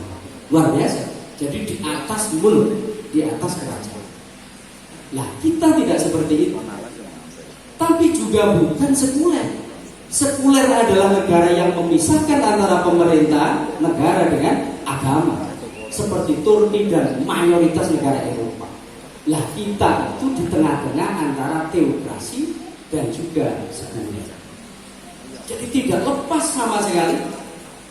Akan tetapi juga pemerintah atau presiden tidak memposisikan diri sebagai Tuhan. Nah, ini sudah luar biasa. Ada kalimat usaha, yakni Pancasila yang bisa merekatkan kita dari berbagai suku bangsa. Lalu bagaimana kemudian tatbikus syariah di Indonesia? Ini penting. Bapak Ibu sekalian, di dalam Baiat NU nomor 2 ada sesuatu yang kita ikrari bersama. Yang kedua adalah menghayati, mengamalkan dan mempertahankan akidah Ahlussunnah wal Jamaah secara sungguh-sungguh serta memperjuangkan berlakunya syariat Islam di tengah-tengah kehidupan masyarakat di dalam wadah kesatuan Republik Indonesia. Itu janji kita bersama. Lho iki koyo FPI kemudian begitu ya. Syariat yes, khilafah no. Tidak seperti itu, dan itu jangan pernah keluar. Itu strategi. Jadi itu adalah strategi kita. Nah, Kemudian bagaimana cara? Tatbiqus syariah, penerapan syariah di negara kita itu memang terus kita perjuangkan, tapi jangan berdaya epik. Jangan sampai menghilangkan 4 pilar bangsa. Jangan pernah. Nah, caranya adalah pertama, kalau mampu adalah secara resmi. Resmi itu adalah secara tertulis. Jadi kita sudah punya kita perjuangkan terus tentang undang-undang perwakafan ada, pernikahan ada, waris ada. Kita punya menteri agama, dan ini di negara sekuler jarang ada. Ini luar biasa. Kalau bisa secara resmi, karena sesungguhnya fikih kebangsaan adalah muzawwajah, menggabungkan baina dusturi daulah dengan dusturi syariah. Kita muzawwajah.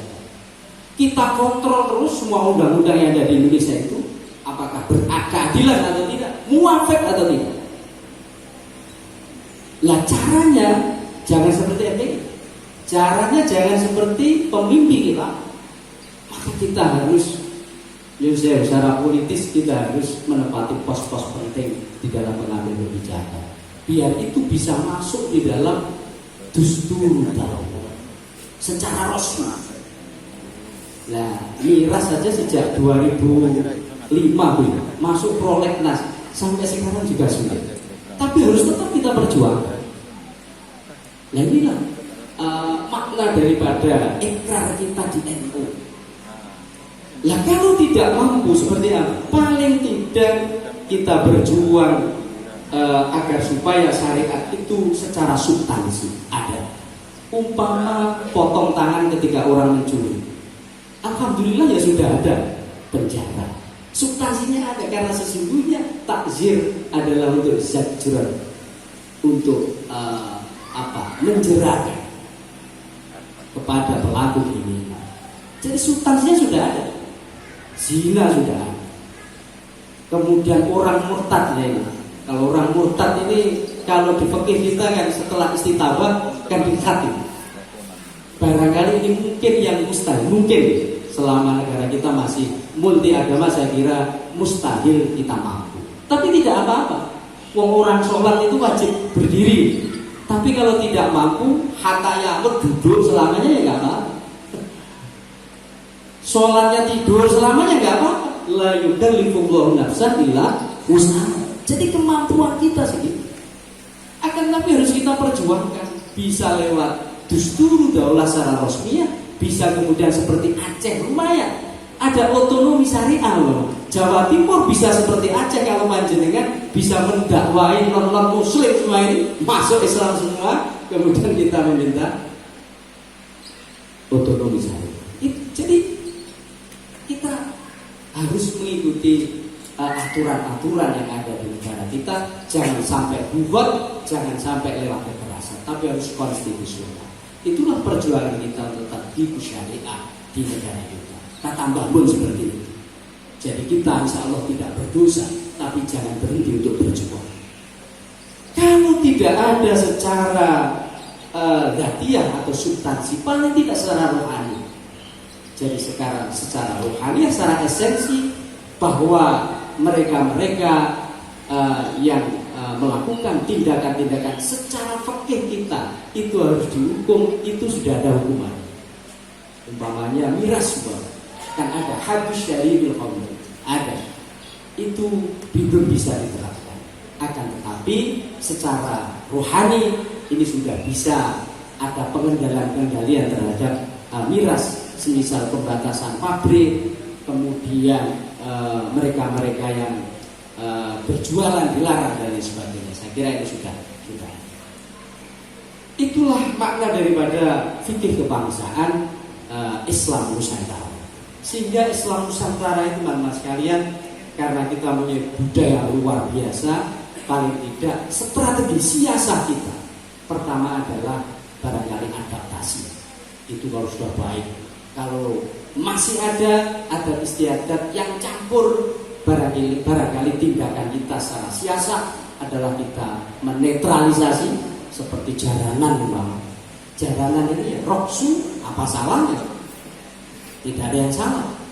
Tapi kemudian hal-hal yang muharramat ini harus dinetralisir. Satrul aurahnya, minum-minum sebelum dia tampil, kutuk-kutuk manggil jin prahyangan dan sudah kita hilangkan. Ini makna daripada netralisasi, dan ini adalah ajaran kita. Rasulullah seperti itu. Jadi tidak kemudian pakai kekerasan seperti Wali Songo di dalam mendakwahkan Islam di Indonesia. Kalau tidak, minimalisasi. Baru kalau nanti memang membahayakan kepada orang lain, kemudian tidak bisa dinetralisasi, diminimalisasi, ya diamputasi. Kalau di Trenggalek ya seperti tiban itu. Tiban itu kalau tidak mengucurkan darah namanya bukan tiban.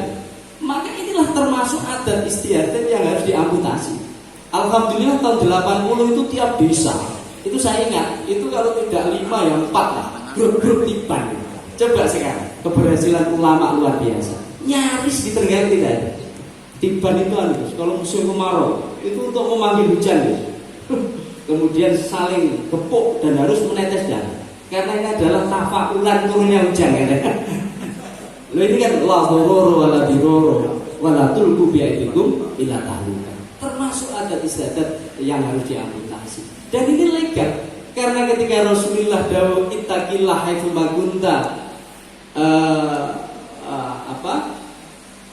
wa'at bi sayyatal hasanah tamkuha wa khaliqin nas bi khuluqin hasanin. Sayyidina Ali ketika ditanya apa sih makna wa khaliqin nas bi khuluqin hasanin, apa jawabnya? Muwafaqatu nas bi kulli sayyid ma'adal ma'asi.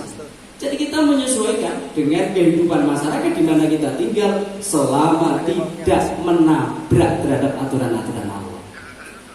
Jadi kalau di daerah tidak hubungan semua, ya ini ya tidak boleh. Kalau di daerah itu semuanya main perempuan ya tidak boleh. Jadi adat boleh itu diikuti dan memang harus diikuti ma'adal ma'asi. Terakhir teman-teman sekalian, saat ini kita ada di era yang luar biasa. Jadi kita tidak menyangka 20 tahun yang lalu itu kita tidak bisa belum membayangkan ya kita punya handphone itu aja. Waduh, kalau tidak bupati ini nggak ada. Jauh tahun yang lalu. Kemudian sekarang luar biasa, media-media sudah sangat liar. Siapapun bisa bicara. Kalau zaman Pak Harto dulu, kalau tidak Pak Harto dengan Pak Murdiono ya nggak boleh bicara gitu. Kalau sekarang siapa saja boleh bicara. Dan kalau sudah di medsos itu antara Gus Aap dengan santri ya nilainya sama saja begitu, nggak ada bedanya. Jadi kita juga sulit menyaring apakah itu hoax atau benar. Oleh sebab itu dari titik inilah kemudian bagaimana siasat dakwah dan hal-hal yang berkaitan dengan penggunaan kemajuan teknologi ini harus tepat sasaran, tepat guna. Ini saya kira penting diantaranya adalah alhamdulillah kalau Gus Aap ini sudah di mana-mana isi pengajiannya ini sudah mewarnai. Kita itu mayoritas, tapi di medsos ternyata kita juga masih kalah dengan mereka sehingga masyarakat awam yang siapapun bisa menikmati itu, dia masih mayoritas menerima ajaran-ajaran, menerima pemikiran-pemikiran Wahabi, bukan pemikiran-pemikiran kita. Maka yang hadir ini saya kira sudah waktunya apapun bentuk dan caranya coba kita juga memanfaatkan media-media ini untuk dakwah. Dan apa yang dicanangkan oleh PBNU saya kira fikih peradaban ini sangat luar biasa, merawat jagat ini. Jangan sampai ketika sekarang alat-alat perang ini luar biasa seperti itu di dalam destruktifnya, dalam pembasmiannya. Kalau dulu orang perang kan pakai pedang, jadi yang mati hanya ratusan ribuan. Kemudian perang dunia 1 sudah agak maju, sekitar 20 juta orang meninggal. Perang dunia 2 hampir 70 juta orang. Lah sekarang kalau ada perang dunia ketiga, kita lihat sendiri, mungkin hampir 1 miliar bisa tewas. Karena sekarang luar biasa. Oleh sebab itu maka Indonesia Nahdlatul Ulama ini diharapkan menjadi pusat perdamaian, itu canangan dari PBNU, menjadi pusat saling menghargai, saling menghormati, yang kemudian perdamaian dan keamanan dunia ini bisa tercapai. Dan luar biasanya Indonesia selalu dilirik oleh negara-negara lain. Jadi kemarin kalau saya pas di Madinah itu ketemu ya seseorang lah yang kelihatannya saya tidak kenalan apakah Sayyid atau bukan, tapi orang-orang Indonesia dipuji. Jadi antum atyabun nas akhlaqan. Orang-orang Indonesia luar biasa, terbaik. Karena memang begitu. Jadi orang luar itu kalau lewat di depan ya siapapun ya nggak pernah lah ya. Yus lewat ya lewat aja. Bahkan orang sholat pun dilangkahi biasa. Tapi coba kalau kita, ya Allah, mesti luar sewu miring-miring, luar biasa. Diminta apa, tanggapannya enak, ditanya apa tanggapannya. Jadi mereka betul-betul dalam satu hotel itu mengawasi betul dengan tingkah pulahnya orang Indonesia. Akhirnya gitu, saya ajak bincang-bincang tentang Indonesia. Karena pertama kali saja saya salaman gitu, antum atyabun nas akhlaqan. Wah, luar biasa. Inilah Indonesia. Dan kita harus cinta Indonesia. Dan hadoroh, saya kira ini menjadi mudah-mudahan satu dasar agar supaya Indonesia betul-betul menjadi pusat peradaban dunia, perdamaian dunia. Demikian, selebihnya nanti kita tanya jawab. Yang penting tidak tanya ke saya, tanya beliau saja. Saya akhiri. Wallahu a'lam bishawab. Wassalamualaikum warahmatullahi wabarakatuh. Waalaikumsalam warahmatullahi wabarakatuh. Para hadirin sekalian, dua pemateri sudah menyampaikan satu konseptual dan sedangkan Gus Zahro sangat praktis. Dari dua hal ini saya kira lengkap. Pun lengkap ya. Siji teori konsepnya sampai di langit, Gus Zahro sampai ya alon praktis. Ngomongin jilbab, ngomongin zino, ngomongin lain-lain. Kalau kita pun lengkap, apapun dari bawah ini. Nah, dereng. Jadi kalau sebagai moderator ada beberapa hal catatan.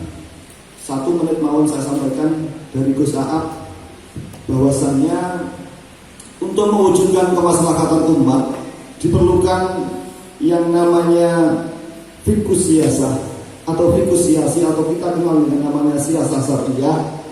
Siasah syariah bukan dalam pengertian politik saja, politik praktis, namun dipahami sebagai pengaturan kehidupan masyarakat yang lebih baik, yakni berkeadilan, berketertiban, dan mencegah hal-hal yang menyakiti manusia atau menurunkan derajat kemanusiaan.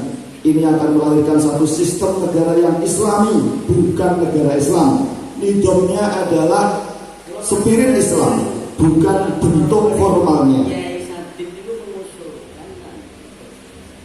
Bukan bentuk formalnya, namun lebih pada substansinya, yaitu nilai-nilai Islam yang kita kenal dengan Islamisasi, bukan Arabisasi.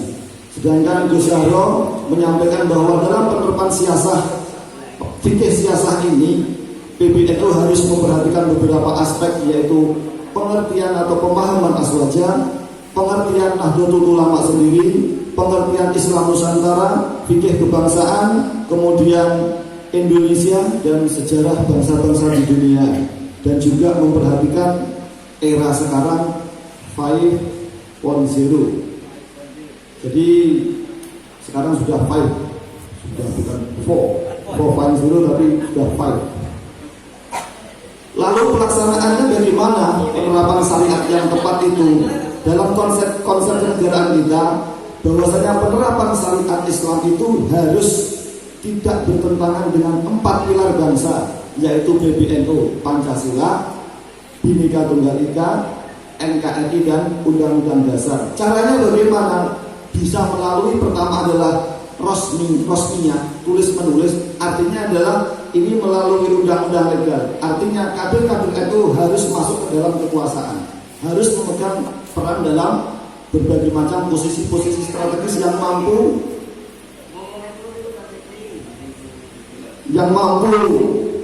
nanti bisa mewarnai undang-undang. Yang kedua adalah otonomi syariat, bisa mungkin Jawa Timur bisa merdeka syariatnya.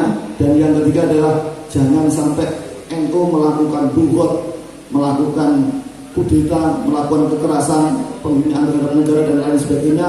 Semua harus dijalankan atas konstitusional. Demikian dari ringkasan dua materi.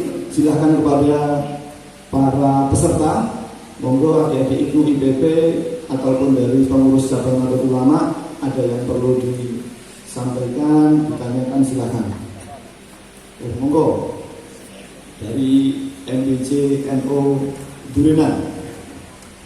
Mohon panitia mic-nya.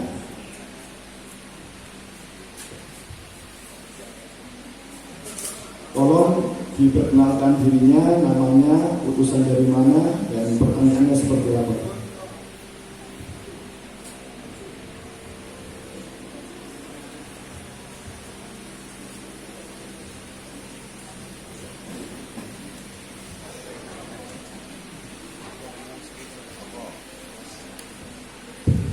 Insya Allah niki mangke di jam 5 sore, ya. Insya Allah sabar.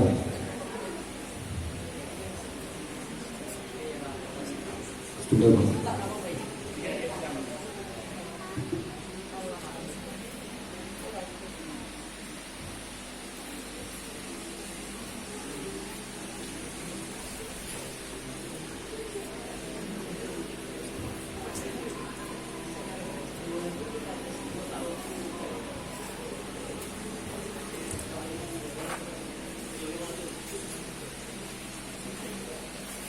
Monggo silakan.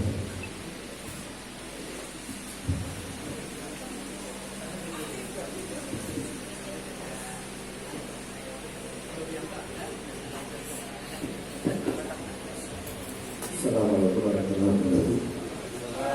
Assalamualaikum warahmatullahi wabarakatuh. Khusus tentunya Muslim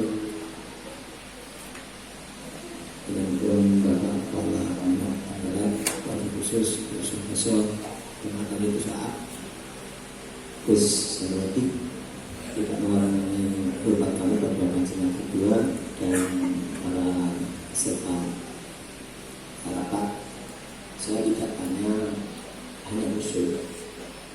Yang pertama, bagaimana materi lokasi tadi bisa kita terima.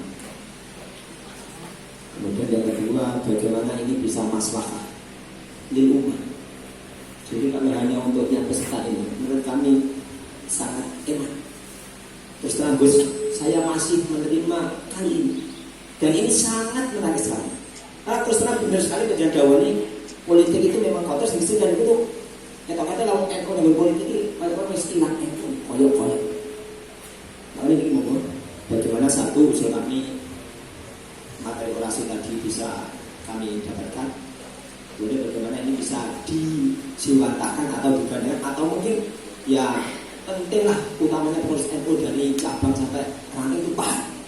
Sudah ada pesta organisasi benar seperti punya Daun itu surga sebelum waktunya itu kan bisa. Yang terakhir kami mohon maaf terkait dengan kegiatan ini bahwa berhubungan dengan kelangsungan kehidupan tadi kan cenderung kepada fikih mahal. Jadi sementara ini kita kan kebanyakan fikih mahal. Sekarang ini sekali lagi kami sangat berharap dan kalau diminta nama saya Sanuddin, kami adalah dari MWC Durenan, sekretaris tadi mohon pamit ya. Jadi Pak Polis mau membuatkan acara keluarga datang sekolah ini. Jadi sementara itu terima kasih Gus Ab, saya akhirnya sakit inanya panjangnya. Alhamdulillah. Selamat diwujud. Wassalamualaikum warahmatullahi wabarakatuh. Waalaikumsalam warahmatullahi wabarakatuh. Untuk peserta yang lain kita batasi dulu 2 pertanyaan ya. Satu lagi disilakan. Ini yang putri lima monggo Mbak Ibnu rekan-rekan kita itu fatayat muslimat. Betul, gitu. Monggo, yang lain silahkan. Oh iya, monggo, yang mengacungkan tangan silahkan maju ke depan untuk mengambil mic.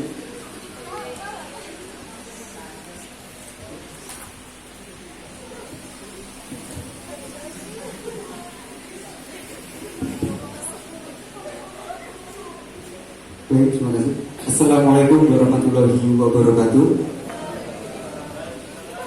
Perkenalkan, nama saya Zulfiska. Saya dari Santri Terserah. Mohon maaf Bapak, saya ingin bertanya, bagaimana sih pandangan Islam, khususnya Nahdlatul Ulama, terhadap korban dunia yang saat ini dengan masih ada isu dengan VOCA seperti itu. Terima kasih. VOCA itu volatility, uncertainty, complexity dan ambiguity. Seperti dunia itu sekarang itu kayak nggak ada ketentuan, nggak ada kepastian, ambigu seperti itu. Jadi pandangannya Islam bagaimana terhadap itu? Terima kasih. Assalamualaikum warahmatullahi wabarakatuh. Terima kasih kepada santri Pondok Pesantren Darussalam. Namanya sinten iki wau? Cumpet. Namanya sinten? Zuhrul. Kang Zuhrul. Dumateng Gus Saab dan Gus Zahro disilakan untuk bukan menjawab, pertama bukan pertanyaan dari Haji Samsudin, harapannya bagaimana mendapatkan materi, bagaimana hal yang demikian luar biasa itu sampai ke masyarakat, jadi nanti masyarakat di rumah. Kemudian yang ketiga adalah harapannya tidak hanya fikih siasah tapi fikih muamalah nanti biar bisa diterapkan di masyarakat. Yang kedua adalah tentang bagaimana pandangan Nahdlatul Ulama terhadap kondisi dunia yang serba ambigu, kacau balau. Monggo. Terima kasih, luar biasa yang disampaikan para audien. Yang pertama perlu dipahami bahwa fikih siasah ini bagian daripada fikih muamalah. Karena ini yang mengatur tentang pola hubungan antara manusia dengan manusia yang lain. Dan ini semua di dalam kajian Ahlus Sunnah wal Jamaah merupakan pengejawantahan dari prinsip at-tawassut dan at-tawazu. Jadi ketika karakteristik Ahlus Sunnah wal Jamaah yang terangkum di dalam 3T1I, tawassut, tawazun, tasamu, dan i'tidal, kemudian ditambah dengan amar ma'ruf nahi munkar, itu diajarkan sebetulnya sudah mencakup pada persoalan ini. Seperti tadi yang disampaikan oleh Gus Zahro, bahwa cara bernegara dan berkebangsaan kita di dalam memandang hubungan antara agama dan negara itu berada pada titik tengah antara negara yang teokrasi dengan yang sekuler. Artinya dalam sejarah peradaban kemanusiaan, hubungan antar agama dan negara itu dipetakan dalam 3 golongan. Yang pertama yang disebut dengan kelompok dependen, yaitu yang menyatakan bahwa dalam kehidupan berbangsa dan bernegara sudah diatur secara rigid teknik di dalam agama, sehingga tidak boleh keluar dari itu. Ini kelompok-kelompok kanan. Kelompok-kelompok kanan seperti Abul A'la Al-Mawdudi, Jamaluddin Al-Afghani, yang kemudian banyak menginspirasi terhadap pandangan-pandangan kenegaraan yang, mohon maaf kalau boleh saya sebut, diantaranya seperti Hizbut Tahrir. Itu pandangan-pandangan di sana. Kemudian ada yang ekstrim kiri yang menyatakan bahwa di dalam kehidupan berbangsa dan bernegara tidak perlu melibatkan agama, karena agama hanya mengatur hubungan privasi antara manusia dengan sang kuasa. Ini yang dalam bahasa Gus Zuhrawardi tadi disebut dengan Armania atau sekularisme fasluddin anid daulah. Maka dengan menerapkan prinsip tawassut ay mauqiful wasti bainat tatarrufain, prinsip pertengahan di antara 2 titik ekstremitas, maka yang dipakai bukan dependen, bukan independen, tapi interdependen. Jadi ini menggabungkan antara keduanya, titik tengahnya di situ. Prinsip tawassutnya di situ. Kita tidak mungkin menjadikan negara ini sebagai negara agama, karena Yang ikut berkontribusi di dalam melahirkan negara ini tidak hanya satu komunitas agama. Kalau dijadikan negara agama, agama yang mana? Problemnya nggak akan selesai. Taruhlah sekarang mau dijadikan negara Islam, kemudian Islam apa? Apa Ahlus Sunnah, apa Syiah? Kalau Ahlus Sunnah fikihnya ikut mazhab yang mana? Itu nggak selesai nanti problemnya. Ujung-ujungnya ya yang melakukan tahrij dan takhrik ya tetap nanti akan mengacu kepada satu mazhab dan sebagainya, dan pasti akan terjadi benturan-benturan. Ini yang akan sulit untuk merawat jagat karena terjadi banyak eksistensi yang tinggal di negara ini yang pahamnya agamanya tidak sama, yang satu agama pemahaman keagamanya tidak sama, yang sudah sama aswajanya dalam fikihnya juga tidak sama. Ini problem-problem yang terus akan menghantui seperti itu. Tetapi kita tidak mungkin menjadikan negara ini negara sekuler yang tidak menempatkan agama sebagai satu unsur yang penting dalam kehidupan bernegara. Maka posisi yang tadi disampaikan adalah prinsip pertengahannya adalah ad-din wal muluk taw'aman la yatimmu ahaduhuma illa bil akhar. Negara dan agama itu sama dengan saudara kembar yang tidak sempurna salah satunya kecuali dengan yang lain. Ini pengembangan dari prinsip wasatiyah. Maka ketika menyangkut juga pola interaksi hubungan dengan yang lain, maka prinsip at-tawazun. Apa prinsip at-tawazun itu? Keseimbangan atau al-muwazanah antara dimensi duniawi dan ukhrawi, antara dimensi lahud dan nasud, antara dimensi teosentris dengan antroposentris. Maka kalau digabung menjadi prinsip antroposentris. Artinya apa? Jangan semata-mata karena atas nama agama sisi kemanusiaan diabaikan. Ini tidak sesuai dengan prinsip Nahdlatul Ulama. Tapi jangan karena semata-mata atas nama humanisme akidah menjadi tergadaikan.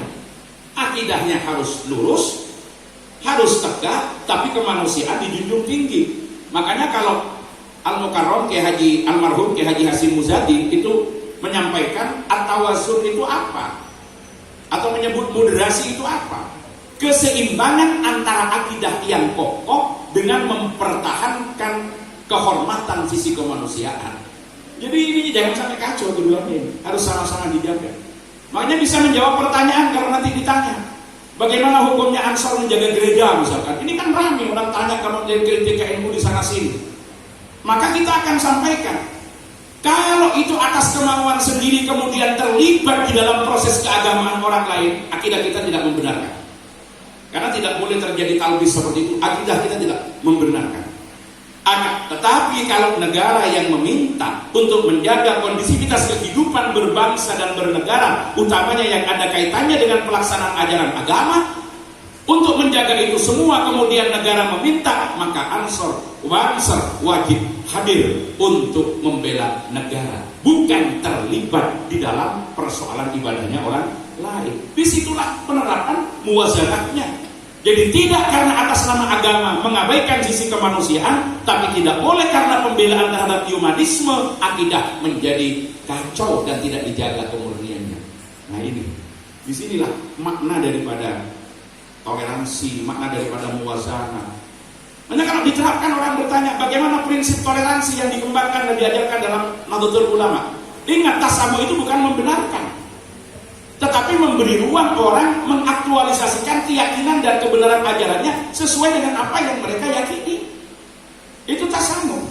Jadi tasamu tidak membenarkan.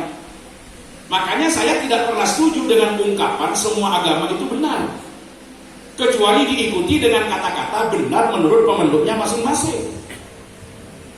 Maka bagaimana penerapannya? Saya, Abdullah Samsul Arifin, yang berusaha menjalankan keislaman saya sesuai dengan yang saya yakini dengan secara benar, maka saya hanya akan mengatakan Islam satu-satunya agama yang benar.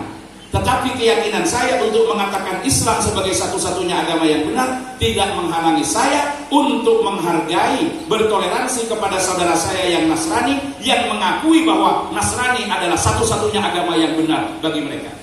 Saya tidak butuh pengakuan mereka terhadap Islam, sebagaimana saya tidak butuh untuk mengakui kebenaran mereka. Yang penting masing-masing tegak konsisten dalam melaksanakan ajaran agama, beri ruang yang lain yang berbeda untuk saling menghormati dan menghargai. Maka tatanan kehidupan sudah berjalan. Tidak perlu kita untuk mengatakan itu. Kalau itu bagi pemenuhnya silakan, sehingga kita tidak perlu mentafsirkan macam-macam terhadap inna dina indallahil Islam. Ya sudah, dari keyakinan kita Ya terjemahkan bahwa hanya Islam yang benar menurut Allah. Tapi ketika mereka mengatakan hanya agama mereka yang benar menurut mereka, silakan. Kita tidak perlu mereka mengakui kebenaran Islam, tapi hargai umat Islam yang menjalankan keyakinan, ajaran agamanya di bumi pertiwi ini. Sebagaimana kita juga menghargai mereka.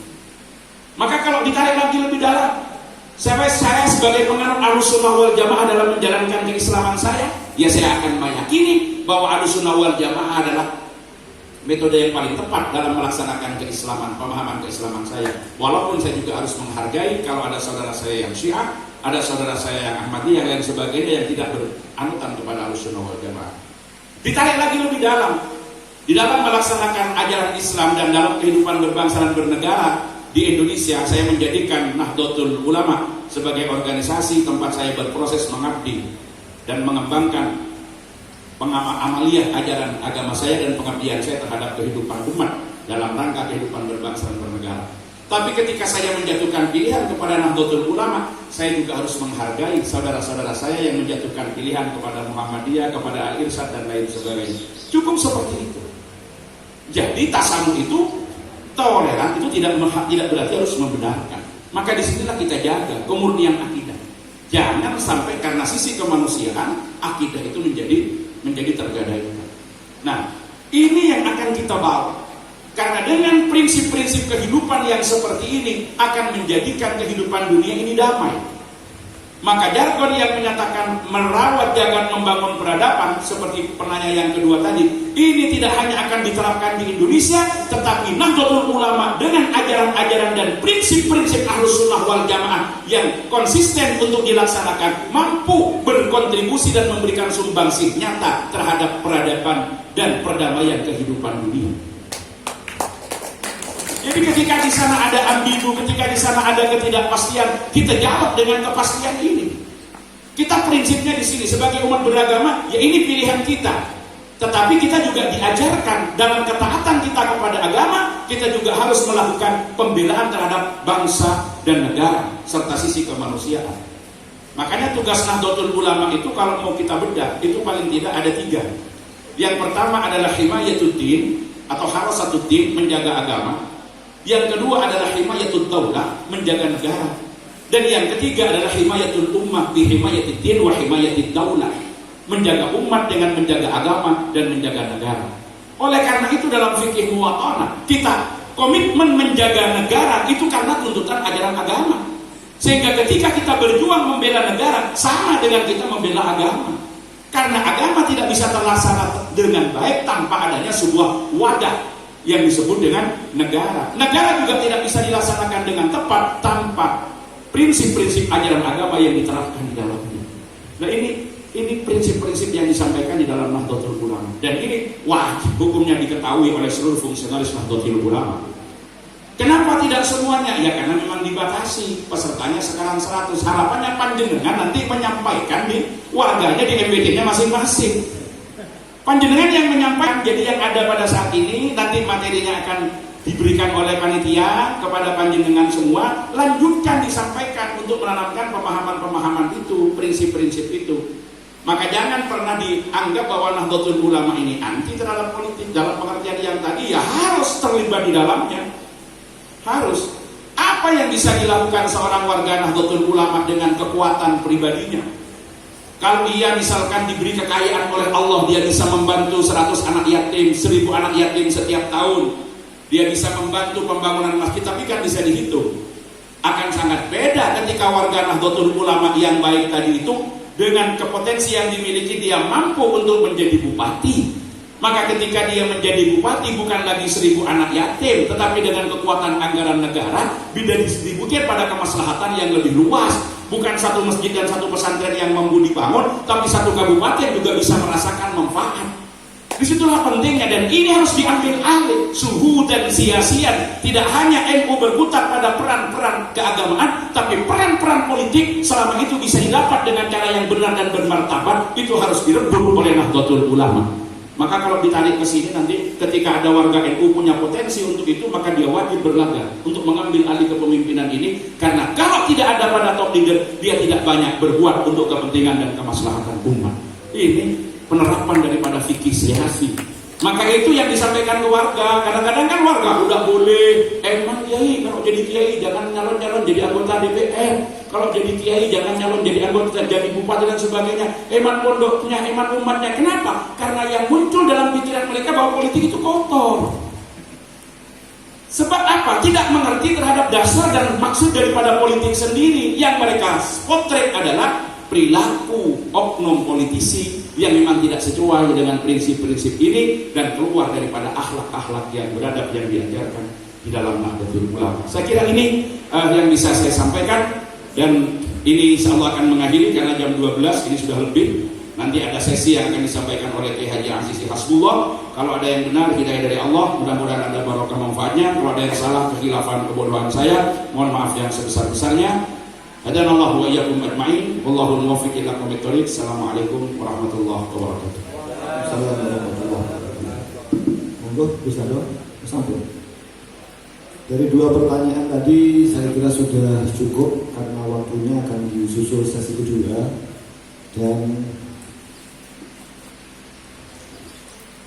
kami selaku moderator yang pertama terima kasih kepada seluruh yang hadir atas perhatiannya, dan kepada beliau berdua untuk yang terakhir kita beri aplaus untuk benar-benar berhasil. Demikian yang bisa kami pandu dalam acara sesi saat ini. Semoga bermanfaat dan mendapatkan barokah atas kegiatan ini. Wallahu a'lam bishawab. Wassalamualaikum warahmatullahi wabarakatuh.